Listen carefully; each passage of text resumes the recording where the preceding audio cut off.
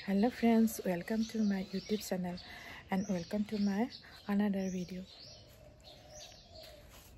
Our সকলোকে নমস্কাৰ জনাই মই অন্য এটা ভিডিঅ'লৈ স্বাগতম জনালোঁ আৰু আকৌ প্ৰস্তুত কৰিবলৈ লৈছোঁ মোৰ অন্য এটা ভিডিঅ' আপোনালোকলৈ বুলি আৰু দিনটোত যি কৰিছোঁ আৰু কৰিম তাকে আপোনালোকলৈ আগবঢ়াব লৈছোঁ মোৰ এই ভিডিঅ'টোৰ জৰিয়তে আৰু আশা কৰোঁ সকলোৱে শেষলৈকে চাব মোৰ ভিডিঅ' আৰু চাওকচোন মোৰ পইনচেটিয়া কেইজোপা কেনেকৈ ফুলি আছে ইয়াত টাবতে দিয়া আছে আৰু সুন্দৰকৈ ফুলি আছে আৰু ইয়াৰ পৰা মই এজোপাই আছিলে প্ৰথমতে আৰু তাৰ পৰাই কাটিং কৰি এনেকৈ কৰিলোঁ আৰু ইয়া সৰু সৰুকৈ এইখিনি ইয়াত টাবতে ফুলি আছে এজোপা দেখিছেনে এজোপা আমি সৰ্পগন্ধা বুলি কওঁ আৰু এনেকৈ পকাবলৈ দিছোঁ মই এইটো থাৰ্মকলৰ টাবটোতে দি এনেকৈ পকাই আছে আৰু এয়া এজোপা জবা ফুলি আছে অৰেঞ্জ কালাৰ আৰু এইখিনি ফুল ইয়াতে এনেকৈ মই থৈ দিছোঁ কাৰণ এইখিনিত অকণমান গছৰ ছাঁ পৰে সেইকাৰণে এনেকৈ থৈছোঁ এইবিলাক ফৰগেট মিনত ফুলা নাই আনকালে যোৱা বছৰ ফুলিছিলে এনেকুৱা ছিজনতে কিন্তু এবাৰ ফুলা নাই কি হৈছে জানো পাতবোৰ অকণমান ৰঙচুৱা পৰিছে এয়া দেখিছেনে আৰু এইবিলাক হ'ল টেঙা গছ নেমু টেঙা গছ যোৱাবাৰ ফুলা নাই এই বছৰ প্ৰথম ফুলিব নেকি এয়া কলি পেলোৱা দেখিছে ফুলৰ দেখিছেনে এয়া এতিয়া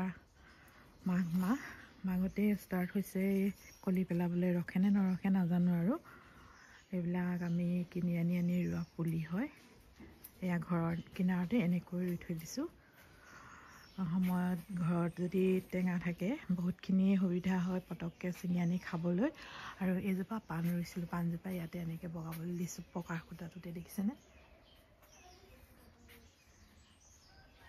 সেয়া আৰু এইবিলাক হ'ল মচন্দৈখিনিও এনেকৈ ইয়াতে ৰুই থৈছোঁ সময়ত দৰকাৰ হ'লে আমি ছিঙি নি এনেকৈ খাওঁ মচন্দৈ পেটৰ কাৰণে বহুত বেছি ভাল আৰু এইজোপা হ'ল মধুসোলঙো এনেকৈ ৰুই থৈ দিছোঁ ইয়াতে হৈ আছে দেখিছেনে অকণমান জেগাতে এনেকৈ কৰিব পাৰি কিছুমান লাগতিয়াল শাক পাচলি বা হওক বা মেডিচিন টাইপৰ এনেকুৱা বনৌষধি এইবিলাক মানে পেটৰ কাৰণেও ভাল শাকৰ কাৰণেও ভাল সব বিধৰ কাৰণে ভাল বিস্তৃত বহলাই ক'বলৈ মই এতিয়া নিবিচাৰোঁ আৰু আপোনালোকে চিনি পায়ে হয়তো এনেকৈ ৰুই থ'ব পাৰে আপোনালোকে দুই এটা আগ আনি ৰুই দিলেই হৈ যায় আৰু এতিয়া অকণমান চাহ হওকচোন মোৰ সৰু বাগিচাখন এইবিলাক পিঁয়াজ দেখিছেনে গজালি ওলাইছিলে গজালি ওলোৱা পিঁয়াজবিলাক ৰুই দিলোঁ এনেকৈ আৰু সুন্দৰকৈ হৈ গৈছে দেখিছেনে ইয়াত পাতবিলাক খাবলৈ বৰ ভাল লাগে গতিকে এনেকৈ সৰু সুৰাকৈ ৰুই থৈ দিছোঁ যিবিলাক আমাৰ খাবলৈ অনা পিঁয়াজ আছিলে তাৰে গজালি মেলা দেখি এনেকৈ আৰু এই বিলাহী দেখিছেনে বিলাহী গুটি যিটো বিলাহী খাবলৈ আনো তাৰে গুটি সিঁচি এনেকৈ পুলি পচাই ৰাখিছোঁ আৰু পুলিবিলাক পচোৱাৰ পিছত এয়া ৰুই দিলোঁ এতিয়া ডাঙৰে হৈছেগৈ আৰু কি জানেনে এইবিলাক মোক কৰিও ভাল লাগে আৰু দেখুৱাইও ভাল লাগে এয়া হ'ল এইবিলাক দিছেনে এইটো ধনিয়াখিনিও এনেকৈ পিৰালিতে সিঁচি দিছিলোঁ এয়া ওলাই গ'ল কিমান ধুনীয়াকৈ হৈছে দেখিছেনে এইটো হ'ল ভেকুৰী বেঙেনাৰ পুলি এইটো বাঢ়িবলৈ লৈছে আৰু সেই লাও পুলিটো ৰুই থৈছোঁ কাৰণ এতিয়া ছিজন গৈছে লাহেকৈ লাও ছিজন নাইকিয়া কিন্তু আকৌ এতিয়া বহাগৰ পৰা নতুনকৈ আকৌ লাগিবৰ কাৰণে এইটো পুলি ৰুই দিছোঁ কাৰণ এতিয়া যিটো ছিজনৰ পাচলি সেইবিলাকটোতো শেষেই হৈছে প্ৰায় কিন্তু আকৌ নতুনকৈ ৰুব পৰা যায় এতিয়া গৰমৰ ছিজন যিহেতু আহি আছে গতিকে আপোনালোকে এনেকৈ আকৌ অকণমান বাম নিচিনা জেগাত ৰুই দিলে অফ ছিজনতো খাব পৰা যায় এইখিনি লাইখিনি ৰুই থৈছোঁ এইখিনিও শেহতীয়াকৈ হ'ব যিহেতু এতিয়া নাইকিয়া হ'ব ৰাতিপুৱা এয়া বন চন যিবিলাক আছিলে সেইবিলাক খালি মেলি অকণমান চফা কৰি দিলোঁ এই লাইখিনি এতিয়া নতুনকৈ অকণমান গৰমটো অহাৰ লগে লগে লহপহকৈ বাঢ়ি আহিব গতিকে শেহতীয়াকৈ মই ৰুওঁ বুলিয়ে ৰোৱা এইবিলাক গছ শাক পাচলিবিলাক আৰু এয়া আলু তেনেকৈ ঘৰত যি খাবলৈ অনাবিলাক অকণমান গজালি ওলোৱা দেখিলে এনেকৈ ৰুই দিছোঁ দুহাৰিমান কাৰণ ৰুই থ'লে যিহেতু ইয়াৰ পৰাতো ফল হ'বই গতিকে ফচল হ'বই গতিকে ৰুই থৈ দিয়াতনো কি আপত্তি কি জানেনে এয়া দেখিছেনে এইটো গাজৰ যিবিলাক আমি কাটি খাই মানে গাজৰ যিটো তলৰ আলুটো এইটো খালোঁ খোৱাৰ পিছত আগকেইটা মই এনেকৈ ৰাখি থৈছিলোঁ খোৱাৰ পিছত ইয়াতে উঘালি অকণমান আপোনালোকক দেখাইছোঁ এইটো গোহালি এনেকৈ থৈ দিছিলোঁ নহয়, ইয়াৰ পৰা এয়া গজালি মানে পাত ওলাইছে কোমল কোমলকৈ। আৰু মই আজি ইয়াত ৰুই দিছোঁ এনেকৈ, কাৰণ মই ইয়াৰ আগতেও এনেকৈ মূলা ৰুইছিলোঁ। মূলাজোপাহে এতিয়া ফুলি গৈছেগৈ, ধুনীয়াকৈ ডাঙৰ ডাঙৰ হৈছিলে। মই ভাবিছোঁ এইটো চাগে ডাঙৰ হ'ব, গতিকে যিখিনি কাটি থোৱা আছিলে মানে মূলাটোতো খালোঁ, আলুটোতো খালোঁৱেই, যিটো গাজৰটো খালোঁৱেই, গাজৰৰ যি ওপৰডোখৰ সেইডোখৰ এনেকৈ এয়া পাতখিনি কোমলীয়া কোমলীয়াকৈ ওলাইছে নহয়, এয়া ৰুই দিছোঁ। যদি কেনেবাকৈ ডাঙৰ হয় বা ভাল হয় আপোনালোকক নিশ্চয় আকৌ যিটো মোৰ ভিডিঅ' আহিব তেতিয়া দেখাম হ'ল নে নহ'ল। আৰু এয়া নাৰ্জীবিলাক ফুলিবলৈ লৈছে, কলি পেলাইছে, এইবিলাক কিনি অনা পুলি আছিলে। এয়া চব। আৰু এইখিনি জলকীয়া শুকুৱাই ৰাখিছোঁ। এইখিনি শুকান হ'লে খুন্দিলেও হ'ব, নুখুন্দিলেও এনেকৈ থৈ দিলেও হ'ব। সময়ত যেতিয়া নাইকিয়া হ'ব জলকীয়া তেতিয়া ইয়াৰ ব্যৱহাৰ কৰিব পৰা যাব। এইখিনি এয়া শুকুৱাই ৰাখিছোঁ। এতিয়া নেকি বহুত এভেইলেবল হৈ আছে জলকীয়া তলকীয়া এইবিলাক, গতিকে এইখিনি এনেকৈ থৈ দিছোঁ শুকুৱাই। আৰু এইখিনি আদা ঘৰতে ৰোৱা আৰু আছে বাৰু, এইকেইডোখৰ মই এনেই খাবৰ কাৰণে উঘালি আনিছিলোঁ। দেখিছেনে কিমান ধুনীয়া হৈছে। মৰা আদাও আছে আৰু এনেকৈ জাতি আদাও আছে, যিবিলাক সেই গজালি মেলে এনেকৈ ৰুই দিলোঁ। ৰোৱাৰ পিছতে এয়া হৈ গ'ল। সৰু সৰু টাবতে আপোনালোকে নিজে কৰিব পাৰে ঘৰতে। মই এনেই এনেকৈ গুজি গুজি থৈ দিওঁ, য'তে ত'তে হৈ যায়। এয়া দেখিছেনে আদা ঘৰতে হৈছে। আৰু তাৰপিছত কৰি ল'লোঁ এইখিনি। এয়া দেখিছেনে, এয়া হ'ল বেচনৰ লাড়ু। এইখিনি বেচনৰ লগত বনাইছিলোঁ, কিন্তু ৰেচিপিটো নেদেখালোঁ। আৰু মোক কেতিয়াবা বনালে আপোনালোকক নিশ্চয় ৰেচিপিটো দিম। এয়া বহুত ধুনীয়া হৈছে বেচনৰ লাড়ুকেইটা, খুব ধুনীয়া কোমল, খাবলৈও বহুত টেষ্টি। এয়া বনাই ল'লোঁ। আৰু এয়া কোমল চাউল, যিখিনি আপোনালোকক দেখাইছিলোঁ মই কোমল চাউল বনাওঁতে এটা ভিডিঅ' দিছিলোঁ। এয়া বিহুতে বনাইছিলোঁ। আৰু এয়া তিয়াই ৰাখিলে এনেকুৱা হয় কোমল চাউলখিনি। আৰু এইখিনি এয়া জলপান। আৰু এতিয়া ৰাতিপুৱাৰ আহাৰ হিচাপে কোমল চাউলৰ জলপান খাম, বেচনৰ লাড়ু খাম। গতিকে এতিয়া মই চাহ খাম আৰু তাৰপিছত গোটেই দিনটোৰ ভিডিঅ'ত কি কি কৰিলোঁ আপোনালোকক দেখাই থাকিম। গতিকে এয়া ইমানতে থৈছোঁ এইখিনি। আৰু এতিয়া চাহ তাহ খাই উঠি এয়া আগফালে আহিলোঁ। আগফালে আহি এয়া ইফালে সিফালে চাওঁতে এজনক দেখিলোঁ, তেখেতে চব্জি আনিছে আৰু ভালে পালোঁ। আৰু এয়া দেখিছেনে, এয়া এখেতে আনিছে এয়া ফুলকবি ঘৰতে কৰা, একেবাৰে লোকেল। দেখিছেনে, বিক্ৰী কৰিবলৈ আনিছে।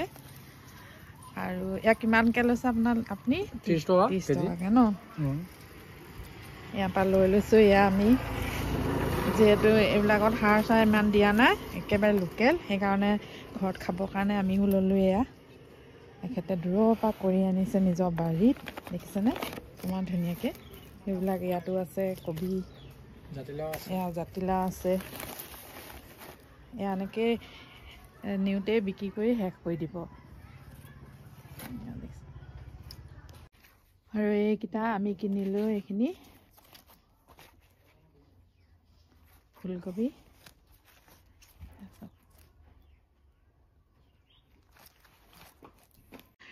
এতিয়া একেবাৰে দুপৰীয়া হৈ গ'ল, মানে 1 মান বাজিলে প্ৰায়। আমাৰ এতিয়া দুপৰীয়া ভাত খোৱাৰ সময় হৈছে। গতিকে এতিয়া পাকঘৰলৈ আহিলোঁ। আহি আপুনি লৈছিলোঁ যে যিটো ফুলকবি, এইটো ফুলকবি লৈছোঁ বনাবৰ কাৰণে। আৰু এয়া নহৰু লৈছোঁ, নহৰু, আলু, আদা আৰু এইবিলাক এতিয়া গুচাই লওঁ। গুচাই লৈ মাছৰ লগত তৰকাৰী বনাম। আৰু দেখাই আছোঁ আপোনালোকক কি কি কৰিলোঁ। মই এতিয়া চব্জিখিনি কাটি লওঁ। এয়া আদা নহৰু গুচাই ল'লোঁ, এয়া দি ল'লোঁ। জলকীয়া দুটাই দি লৈছোঁ, বেছি জ্বলা খাব নোৱাৰোঁ, গতিকে নিদিলেও বেয়া লাগে, দিলেও পুৰে। গতিকে 2টা জলকীয়াই দিছোঁ, গুড়া জলকীয়া। অকণমান পৰিব। এইখিনি এতিয়া পেষ্ট বনাই ল'ম। লগতে এয়া পিঁয়াজখিনিও একেলগতে খুন্দি ল'ম। গোটেইখিনি একেলগতে খুন্দি পেষ্ট এটা বনাই লৈছোঁ।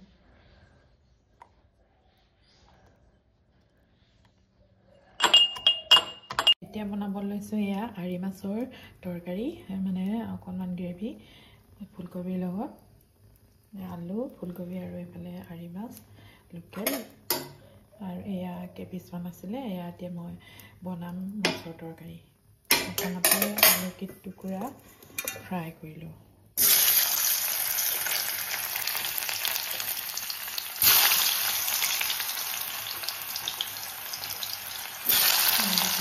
ফ্ৰাই কৰি লৈছোঁ। এইকেইটা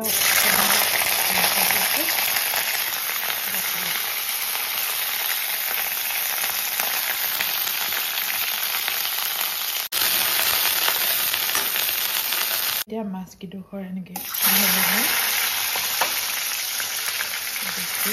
আৰু ইয়াতে আদা নহৰু পিচি লৈছিলোঁ সেইটো পেষ্টখিনি দি লওঁ।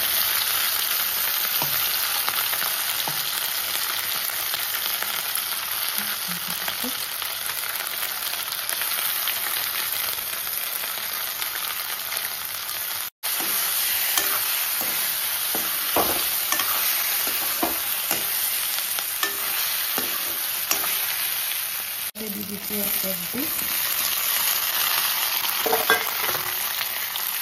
kalau suami masuk dengan itu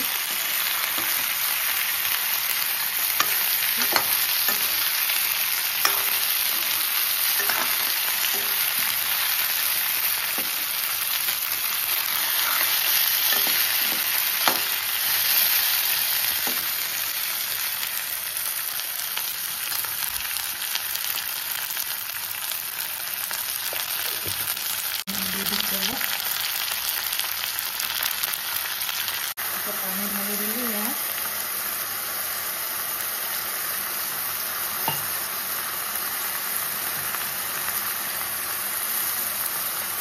Ada itu ya, teman-teman hati lagi. Dia halsa hati, kenapa harus solusi ini? Ya, dekisane kiman dunia hol. Ya. Ari masol jul ফুলকবি লগত খাই কেনেকুৱা ভাল লাগিব কৈছো নহয় সকলো বিলাকে অৰ্গেনিক ফুলকবি হল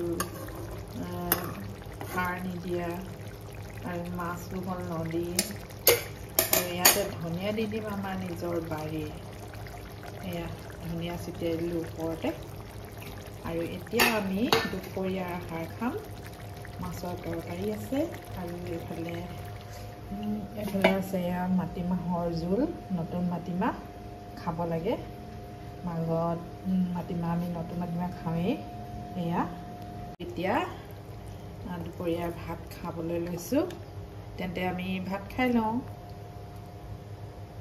আৰু ভাত পানী খাই উঠি জিৰাই সদায় এতিয়া বহুত দেৰি দোকানত থাকিলোঁ আৰু এতিয়া একেবাৰে গধূলি হ'ব হৈছে এতিয়া বেলি চাহ খাব লৈছোঁ গতিকে দোকানকে লৈ আহিলোঁ ইয়াত চাহ এতিয়া আমি চাহ খাম